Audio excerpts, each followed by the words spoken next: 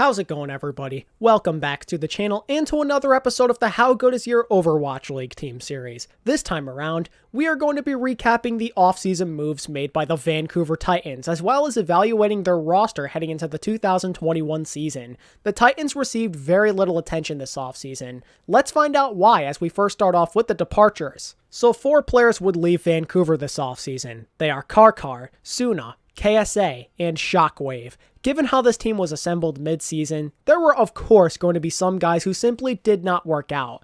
Karkar and Suna are prime examples of this. Many people regarded Karkar as a bottom-tier main support in the league last year, so his dropping was to be expected. Perhaps part of the reason for his lackluster performances were due to him not really enjoying the game as much anymore, which is evident by his recent retirement. Suna, on the other hand, did not have much use at all. After the team signed Shockwave, he never got playtime again, I'm pretty sure. Clearly, the Titans did not think super highly of him if they were willing to bench him so fast, then not give him any more chances for the rest of the year. I guess we'll find out if this was the right judgment or not when Suna goes to show us what he's got as a member of the Paris Eternal. Now for the other two. So KSA and Shockwave, they're a bit more noteworthy because they were arguably the 2 best players on that team.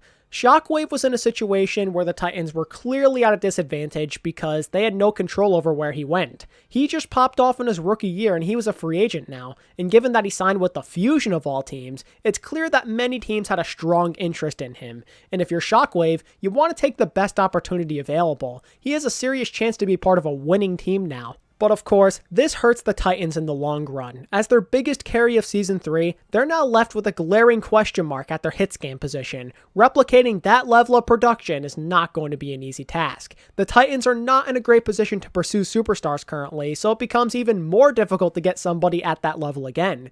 While the Titans are still in this building phase, they are definitely going to be missing Shockwave. KSA, on the other hand, he's a bit less clear-cut, I feel. He's somebody who probably had more of a reason to stay, but the Titans clearly did not want him. Given some of the players they decided to keep, it's a little strange for this to happen because KSA was pretty decent, especially for somebody on high ping who had no prior experience with any of his Vancouver teammates. I would have loved to see him get another chance on normal ping with access to the team facility. I guess the coaching saw him as a poor fit, and if that's the case, then what can you do? While I really would have loved to see KSA get another shot, he was still kind of replaceable, I guess. There's still a lot of trial and error going on in Vancouver currently, so it's not like this makes or breaks that team. In terms of staff, only former assistant coach Wheats was let go of. The guy is honestly a pretty good coach, so this is very weird. From the look of his LFT post though, he probably just wanted to go somewhere where he knew he could be more successful, and needless to say, he found that place on the North American Contenders team American Tornado.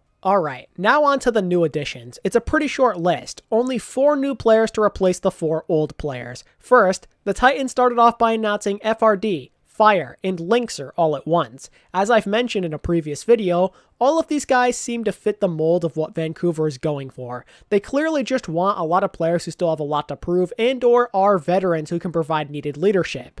While I can't say I love any of these pickups, they're not all terrible. FRD and Fire are both coming off seasons where they sat on the bench for the Atlanta Reign, but they both previously did show promise before 2020. For those who were a fan of the league back in Season 2, you would know that FRD had a pretty decent year for the Reign back then. While he tended to get hate because he suddenly replaced Dako at the time, he did post similar levels of production after a little bit of time. His Diva and Roadhog put a lot of work in that year, and he truly did grow into a respectable player by the time Season 2 was over. He was kind of just put into a tough situation when the Atlanta Reign promoted Hawk from their academy team to complement Gator, and there's nothing he can really do about that because Hawk is of course going to have the better synergy. So as a result, FRD basically never got to play. He's not a life-changing player, but he might have something left in the tank still, and because he was a backup, that makes him an ideal pickup for the Vancouver Titans. He could end up being an upgrade over KSA if he synergizes with Shredlock well enough. Fire's in a bit of a tougher situation. He never really got the chance to prove himself at the Overwatch League level like FRD did. He does have a good resume coming from Team Envy out of North American Contenders, but he's been out of the loop for about as long as FRD at this point, and the fact that he doesn't have that proven Overwatch League experience under his belt makes him a bit more of a concern, I feel. But he was able to join another Overwatch League team, so that must mean there's something there, right? I'm sure there were plenty of other options out there in free agency they could have gone with, so that makes me feel a bit better as well. This is still a pickup filled with question marks though. He is absolutely one of the biggest players to watch out for on this new Vancouver team. Okay, but what about Lynxer? Well, there's reason to maybe feel a bit less optimistic about him. No disrespect to Linkser, I love him to death and have a ton of respect for the high standards that he holds himself to, but the fact of the matter is that he's progressively fallen lower and lower in the hitscan rankings since the inaugural season. After early season 1, gigantic inconsistency issues started to present themselves within his game. He'd have nights where he looked totally unstoppable, then others where he's a no-show. Linkser's trajectory fluctuates all the time. One day he'll be putting a top-tier hitscan player in his place, then the next he can't hit any of his shots and you almost forget that he's even in the game to begin with. The second thing tends to happen a bit more these days though. That's what worries me about the Titans signing him though. Whether he's the starter or just a bench option, he doesn't really feel like a guy who is going to positively influence the game on a consistent basis. Linkser is simply not a premier hitscan player anymore. But I guess there is a world where a change of scenery could do him some good. Maybe all he really needed was a fresh perspective on things. And as I alluded to earlier, Linkser is a veteran, so he could become a team leader of sorts that this team really looks up to. So that covers the 3 main signings, but the Titans still needed one more player to reach that minimum roster number, and they filled that spot up with arguably one of the most intriguing pickups of the entire offseason. The addition of Teru really jumps out at you. The former O2 Blast and Meta Athena Flex DPS gives the Titans a non-Western player, and I kind of expected Vancouver to stay fully Western this offseason, so this was a surprise for me. To be completely honest, I'm happy my hunch was incorrect, because I like this a lot. Teru has this massive mystery factor to him that gets you super excited. He recently was a bench player on O2 Blast since they had Pelican, so it's been a long time since he's gotten any sort of serious playtime. But even if he was a bench player, playing for O2 is a great privilege. You'd have to assume he learned a lot under those great coaches and from watching his talented teammates. He's a raw flex DPS prospect with a decent sized hero pool going for him. Some of his better characters I believe include Doomfist, Genji, and Pharah. Given that he's the one and only flex DPS of this roster currently, you'd have to assume that he is going to fulfill the Echo and Mei duties as well, and those are 2 of the flex DPS heroes we see a lot of these days, so performing on them is of course going to be critical right now. How he's going to do is very much up in the air. He could be surprisingly good or very mediocre. Either way, it's a low-risk, high-reward signing for the Vancouver Titans. He could end up being their new Shockwave. But that just about does it for the Titans offseason as of this recording, because they got no staff members or anything else. So now we're on to phase 2. How would I rate the Vancouver offseason? Well, to be completely honest, it was not very good. For one, they have such a tiny team. They're giving off serious Season 1 Florida Mayhem vibes. Anyone else remember how small they were at the start of the year?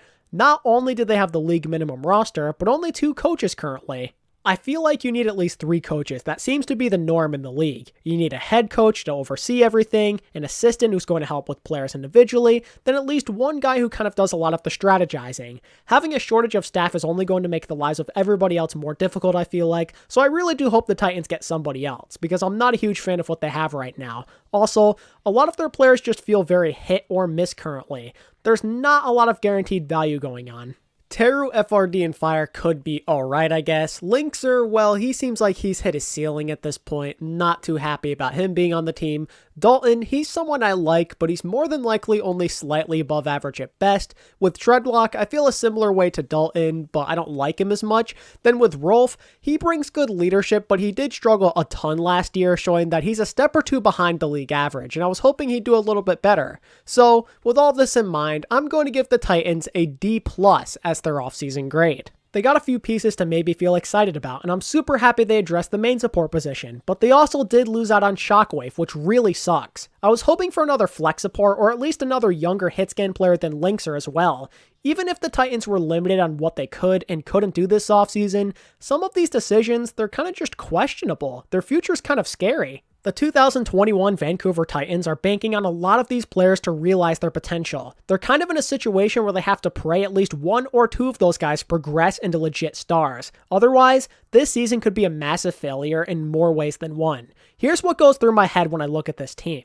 Their tank line looks okay, but have a good chance to be below average. The DPS have potential, but don't really stack up with most of the DPS lines in the league, and their support line will likely be below average. Besides Linkser, Rolf is another person that I'm greatly concerned over on this team. He used to be good, but that was like 2 years ago. His performances in the Overwatch League were abysmal last year, and I'm honestly surprised he got a contract extension. Vancouver must really value his leadership that greatly. He could have a turnaround year, I suppose, sure, but compared to the competition, I feel like he's still probably the worst starting flex support in North America currently. The Vancouver Titans are not a team that excites me. Their roster is lacking compared to pretty much every other team in the league, and there are so many question marks and concerns. I predict that they're going to finish anywhere from 20th through 18th place in the overall standings. I'm expecting the win count to be very low. There's not a lot going on there, and a lot of teams simply have a lot more. I feel like a lot of people are assuming they're going to finish in last for sure, but my instincts are telling me otherwise. There's at least one team who could definitely be worse, I feel.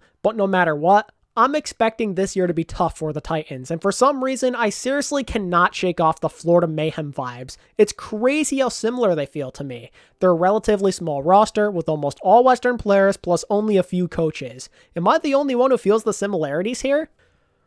I could see Teru becoming the side player of this team where he absolutely pops off under a Western system and is like one of the only bright spots on the team. Then somebody like Dalton, Shredlock, or maybe FRD is like the logics of the team. I'm going to stick with that comparison for now. They're my new Florida Mayhem, but without all the amazing memes, I should say. Might be a tough season for all of you Vancouver fans, but I want all of you to hang in there because remember, there always is going to be a light at the end of the tunnel.